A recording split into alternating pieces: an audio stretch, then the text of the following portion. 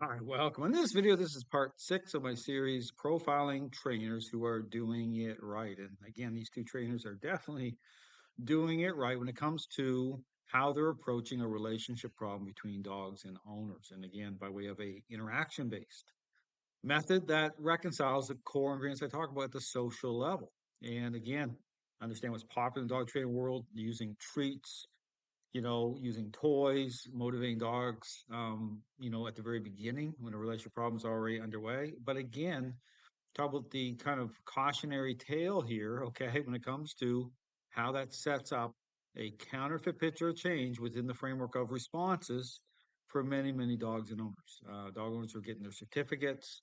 Things can look fantastic initially from the surface, from appearances, as dogs are responding, but the relationship isn't actually getting better at all. I understand this happens all the time. And, I deal with these trainers, okay, these sold out, turned over dog trainers who come onto my social media trying to challenge what I'm doing. And they can't even respond to anything I'm saying because there's no depth anyway. They're just upset. They engage in cheap shots to get personal, but can't answer the question. I call it the question of the century by way of superficial response. They can't answer that question. But understand they can't answer the question that they should be able to answer based on the fact that that's what they're operating. That's the frequency they're operating off. So you wonder why it is that so many dog owners are failing and blame shifting is happening while you're dealing with trainers, of course, just jumping in that the way I described, and there's no depth, there's no context, there's no connecting dots properly, there's no, core ingredients being reconciled the way I talk about. There's nothing. Okay, you end up with a bad picture of change, and this happens. This is the package deal. So if you're a dog owner, pay attention. If you're a dog trainer, you're probably not going to like what I'm saying because you're probably one of these people who are doing this stuff, but it is what it is. I mean, understand the dog training world is a mess. So I just would tell people before you even say anything on my channel, why don't you hang out in the mess for like a couple years and give your head a shake? That's what you should be doing. I mean, it's incredible. These trainers come out, dealt with some of these, ones following Ivan and Dylan Jones. I just put a video out on that. Go watch it. I mean, they come in and they start going off, and there's no foundation for anything. So switching to the trainers doing it right here, let's play some more. As again, we talked about, I talk about the whole circle method. Okay, the whole part of of why it's such a great foundational method. Okay, and again, you can check out, my, I talk about the member area. You go in there. I have lots of extra videos showing all these methods, talking through them. So it's a great kind of starting point to kind of hang out. I would say get off social media. Okay, get off all these appearance based superficial trainers. Get off their social media. If you really go in the member area and hang out in there for like 2 months.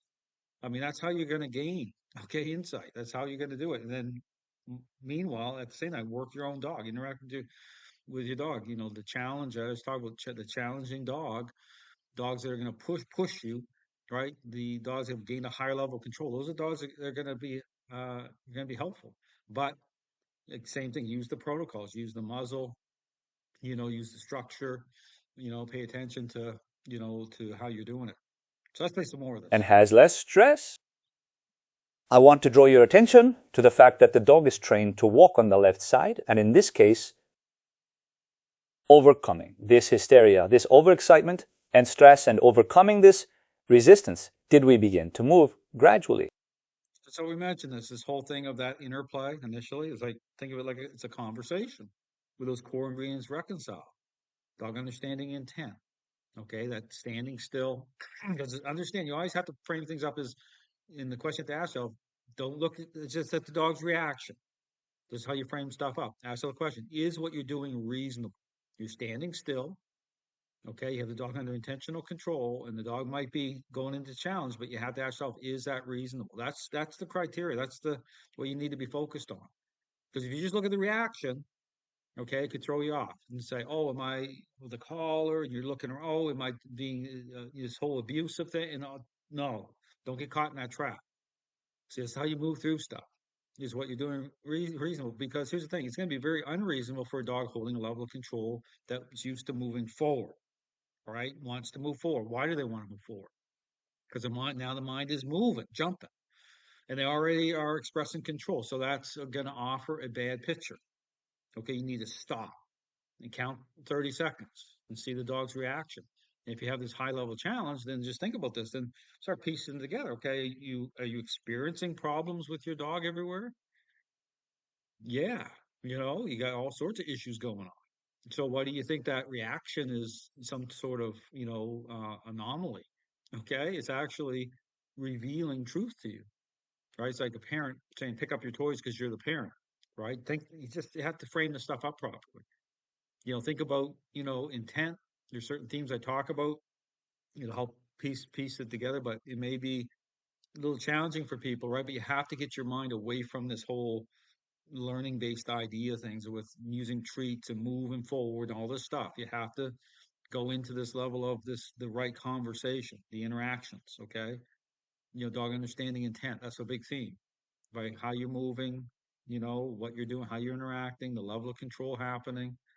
That's how you frame it up to understand there's a level of being getting dialed into this system, okay? But it's very, very, very much about moving through relationship problems. Understand this system is going to allow you to fix dogs that these other trainers can't fix. And the dangerous thing here with these trainers, a lot of them understand that they're selling appearances a certain way, and they're trying to package up like certain dogs are fixed, these aggressive dogs, and they're not fixed. And someone gets hurt. It happens all the time. These trainers get blindsided because they're operating off appearances. They're not dialed in the way I talk about. So if you really want to be able to fix dogs the right way, this is a system for you. Understand the system's going to dial you into certain realities that these trainers, they don't get at all. They've already signed the contract. Because once you say, "Hey, I'm going to be a balanced dog trainer," okay, where do I sign? And that's what you agreed to, right? I never did that. Don't do that or back out of it. I have some of these trainers out there I still listen to that are still they're still wishy-washy. They still want people to believe, well, that's how they talk. Well, there's more than one way, and truth is in you, and you don't have to. I mean, that's just garbage. I mean, no, there is a way. Okay, there is a system. Okay, there's a way to know. Okay, there's a way to move forward. Don't buy that stuff. These two trainers they're solid. Okay, they're solid. These are solid trainers. These trainers, I can tell everything they're doing, what they're saying, they get it. That's the people you want to align yourself with. We are moving in a circle. A circle creates repetition. Repetition creates predictability. Yeah. And accordingly, when everything is predictable, the dog learns better and has less stress. I want to draw your attention to the fact. So I thought less, and that's true. So the stress comes off the dog. Understand, you want to de-stress your dog, engage this way. This is how you get the stress off the dog. Stress loads come off the dog. That the dog is trained to walk on the left side, and in this case, the circle goes counterclockwise so that the dog is, in a way, on the inside. And so I am walking while slightly turning toward him, thereby preventing him from moving forward. All right, so we covered some of this in the last video here. This video kind of skipped back here a little bit. But so that doesn't matter, left or right side. So if I say pick your strong side, and I joke with people, I said maybe you don't have a strong side. You let your dog go out on the retractable leash, pulling you. You can't figure that out yet. I tease people a little bit, like you got to figure what side. Okay, what's your strong side? Where do you feel the most comfortable walking your dog? It's your strong side. So it could be your left side. It could be your right side. Pick that side. And here's the thing: is if you're dealing with say, in a family, your spouse or whatever, if they have different sides, the dog has to accommodate the person. Don't just go, well, we all need to do left side. No, the dog has to make that accommodation. Switch it to your strength, and the dog will just fall into line naturally, right? But you need to pick your strong side. Okay, that's going to be helpful because that's the side you're going to be, you're going to be, bring a dog under intentional control and influence. And by the way, constantly moving toward the dog is all about body language. That is, it's not just leash work, strictly the leash, and that's it. No, we are teaching the dog to react, including to our own movement. During the movement, I again continue to actively influence the dog. You shouldn't be fooled by just the outward appearance that, well, he's walking at my heels, so everything is fine. But when he gets that fixed, locked in gaze, you shouldn't wait for him to pull away just to punish him later. You need to bring his attention back here in advance with a gentle pull. It is also We covered worth paying attention to the pace of the movement itself. The movement is very smooth and calm. The leash work is slow and fluid, without any jerky movements. Okay, this is new ground here. So yeah, you want to be smooth, fluid. Because here's the thing, you can be very confident, okay, very assertive, but be relaxed, smooth and fluid. The smoother and fluid, more it naturally aligns in the dog, the more agreeable the dog's going to be to it. Okay. You want to try to eliminate jerky movements, erratic, jerky movements. Now, don't get me wrong, that's a skill that could take time, right, to do, but you want to start to really work on that. Just smooth, fluid. The more smooth and fluid you are, the more it naturally aligns with the dog's state of mind. Okay. Smooth and fluid. That's a great point. Our task is to create a calm atmosphere. When the dog sees my mood, that I am calm, that I am moving quietly, and that I am not yelling at him or getting into conflict. Yeah. So not, yeah. Now I tell people all the time, do the training, okay, when you feel good. Like, don't do it if something's happened in your day, you're upset, you got on social media like I do and read some of these crazy comments from these trainers, okay? And then try to do it, okay? The dog you're gonna project that. The dog's gonna feel it. Do it after you read your crazy comments on social media like I do. And now you've had your cup of coffee, okay? You had your cup of coffee. Oh, this is the original Star Trek, by the way, original series. You've had your cup of coffee and you're relaxed. Like if here's the thing. It's like circuit training, I call it. Like you do a little bit, take a break, a little bit, take a break. If I'm doing a board and train, that's what I do. The dogs are in my little area and I'm stepping out into their world, right? When I feel, especially when I deal with aggressive dogs, okay, this is really important. You gotta be calm. You gotta just be calm. You gotta be relaxed. Have your cup of coffee. Step out. I'll do 5, 10 minutes. That's it. Dog's back in the crate. Not because I'm punishing them. I'm it's recovery time. Okay, and then I'm doing that over and over and over again. As I'm starting to get them to start to change their perceptions, and they start to get more and more freedom. Okay, over time, more and more freedom come in your house, right? So freedom happens, more and more freedom. But first, because you're dealing with this stinking thinking issue, it's got to be, but again, how you're engaging through control, the crate, how do it when you feel good. If you got a headache or something's going on, yeah, you got to feed your dog, you got to do certain maintain, but don't do it if you're feeling off because what's going to happen, that dog's going to feel that level of frustration, anxiety, stress. It's not going to be helpful. Okay, so always engage when you feel like had your cup of coffee or tea, okay, whatever, little thing you do to help you calm down, help you relax, okay? Just relax first. The dog starts to sync up with that calm state of mind as well.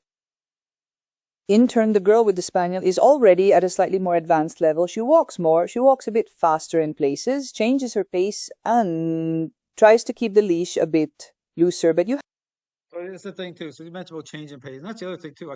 And this is what can happen if you're too predictable. The dog will card count you. Okay, it's like someone going into a casino, right? They're able to. It's like Rain Man, right? They're able to count the cards. Well, dogs are amazing animals. So if your pace is the same all the time, or you're stopping for exactly 17.5 seconds, and you're doing certain things over, and the dog will hold a level of control, okay, through that, believe it or not, and you're still going to be wondering why it is you can't you're stalled out. So you need to mix it up. You make it a little bit not erratic, but just not as predictable. So erratic isn't what you want. You still want the dog to understand intent, but instead of like 17.5 seconds, okay, now it's going to be 40 seconds. Still reasonable, right? So it's like I'm going to add certain elements. I might move a little faster, slower, stop, turn, do a circle right on the spot, go the opposite direction, but always be careful not to make it so that you're trying to create conflict, okay? But just mix it up. And that's helpful because then the dog's really got to focus on you, right? But make it all within the parameters of what's reasonable at the same time. And you have to weigh that out. Dog's reactions, disagreeableness. You have to put things in the proper context. But that's the whole thing about the right language. in terms of the interactions themselves, making sense to the dog, clarity, how you move is important. But all these things that you dial into the system that you start to learn. Okay, you start to really focus in on. You leave that other stuff behind. Okay, you leave.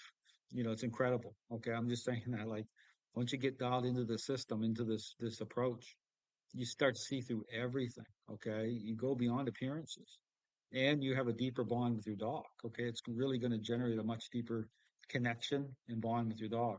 You have to reach that stage first. The point is not to just be physical with the dog. The point is to influence his mind, to influence, so to speak, his decision-making center. So right here, you see the trainers circling around. It's the same thing. You want to make this, so the dog is stable, solid. And so when you're moving, it's like, yeah, keep the leash up high, and then you want to tap just a bit, right, to generate focus, right, to keep the dog's focus on you as you start to, create a little bit more separation. Walking around, you do the come command, you start to move away. But always, understand the first, when you're dealing with a dog that has a lot of control issues, okay, the interactions are going to be very close in. The leash is going to be, you're going to be very much, the interactions are going to be very much, the integrity of those interactions are going to be very close in because it's about the right conversation within, in terms of where you're at currently in the relationship. Okay, so, if you're a dog holding higher level control, if you watch my videos, you'll see a lot of in close, interactions. Before, if it's a 14-day process, you'll see like day 12, I start to use verbal commands. Okay. But even as I'm still inserting control and influence over the dog, but then you'll start to see me separate with a longer leash on the come command. You generally about day 12. If it's a really aggressive dog, okay, maybe day 13 or 14, or, it just depends, but generally that's how things start to line up because it's about, generating the focus, changing perception of dogs through the core ingredients being reconciled by way of the right conversation with with the interactions aligned properly, the integrity of those. That's what's going to generate, that's what's going to create the focus. Then you start to create, distance, and because again, the perception of dogs have now changed. The overall decision-making process of the dog has changed. Then you have a perfect picture. Then you have a solid picture. So it's all about going through a sequence. There's a sequence to follow, and you have to get dialed into that. You know, but all the movements matter. Understand when I watch these trainers, I can always find little stuff. Okay. It's not about nitpicking that, but it's like you want to, cover the big stuff. Then you start to add on to the smaller things because that's going to generate, say, 10 or 15 more percent, of change. This is why I have a funny story. A trainer helped me at one point, and he's like, and this is an example of what I'm talking about. He's like, we had several board and trains on the go at the same time. So he had a dog, I had a dog, um, and he came out to my facility after I was like four days in, right? And he's just shaking his head. He said, Dale, he goes, I mean, it's going to take me like 2 weeks to create what you've done in 4 days. Because, because you're the system. Okay. Once everything becomes automatic and you don't have to think it anymore. And then all that you're cleaning up all these you're filling all the gaps and holes. You can create it as a trainer. You can create an incredible amount of change in a very short period of time. And if you compare it to somebody else, it could take them, you add several days or even weeks onto it. But it's no big deal. Understand it's a journey, so you'll get there. So it's just like as because every movement has meaning. Every movement's going to generate. It's like a tachometer on a car. You're moving that needle over. So because when you get to a point where you don't have to think about things, then you're making real progress. Because if you can do like 15 things all at the same time. You're aware of certain things. You factor all that in, but that's part of the system developmentally as you move forward. And I am not punishing the dog with these pulls. It is, let's say, a kinda dialogue. It's Yeah, right there. So you see how, tap tap. The dog starts to look at him, right? And that's how you should, again, if you're creating distance, right? And the thing too, so if you get a dog as you're creating distance here with this longer line here, and if you watch my videos, you'll see how I do the come command. stay in close and tight if the dog's breaking out of that position a lot. Don't try to walk way out to the end of the line, okay? Because it's pointless. You need the integrity to get the dog's mind right, to get the position, okay? It's mind and body solid first. Then you start to get further and further back with that line all the way back, and then you start to even go off leash control. So just like you're anticipating. But if you start to do this and the dog's breaking a lot, and say if you start to try to, you're going too fast, too soon. You don't want to start into this part of the process. You need to keep those interactions nice and close and personal for a longer period of time. Doesn't make sense to start to do distance work. All right. Other trainers use the treats that create distance work, and then you're bribing the dog. The perceptions haven't changed the right way anyway, then what are you going for? You're just going for a bad picture. It's just about your emotions. You want a solid picture. This is the way to do it. This is the proper way. Don't buy into this thing with, using motivators that way. You got a problem because here it's about cleaning the relationship up first. And then, don't get me wrong, then you can have praise as a motivator for certain responses. If I want to generate, say, for service dog training, certain responses, there's a time and place for that. If you look at my 4 month process, right? But the first part, say the first 2 months are cleaning the relationship up first. It's going to be mostly the interactions that you're going to see. So again, I encourage you even rewatch these videos that I'm in the part 6 here now. I'm putting a lot of really good information out for people. So, get your notebook out. But again, if you want to go further with the system, there's a right way. I got the courses. Okay, I mentioned that. I got the introductory to the relationship approach course, which again, Anton, he took that course, right? Flying colors, but they prep you, okay, to lead up into a dog trainer type of, a dog trainer certification if that's your goal. You can look at that. Again, I have the member area, guides. You have all sorts of video, even free content, free videos on my YouTube channel. And this series here, I'm talking a lot through it. So hopefully this will maybe get your attention to understand there's a lot to the system. Okay, it's not just yanking and cranking on dogs. Okay, that's not what this system is. This is about getting dialed in. Everything reconciled. It's the type of language. So there's a lot to the system. A lot. People have no idea the critical thinking. They really don't. You might have an idea after watching the series, the amount of critical thinking that went into this system. I mean, that's why I talk about stuff is like trainers assume a lot when they go watch my videos, just looking at appearances. They aren't dialed, they aren't looking at stuff at all. They're missing all of it because they're just going in with a certain way of thinking, right? And I break all that stuff down. So thanks for watching. I'll be doing another part or two coming up.